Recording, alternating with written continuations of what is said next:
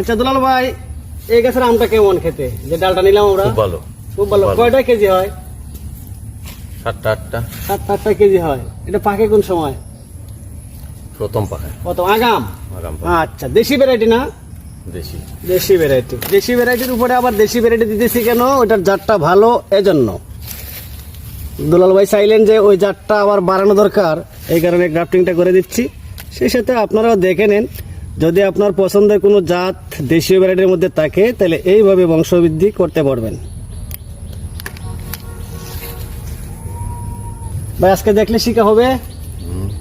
ঠিক আছে, আমাদের কাজই হচ্ছে ভাই শেখানো।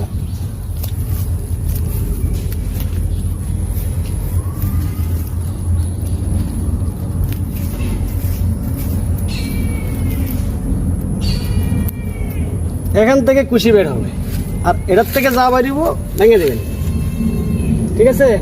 আর এটা কতদিন পরে কুলা লাগবে না লাগবে এটা আমরা পরবর্তীতে দেখে বলে দেব।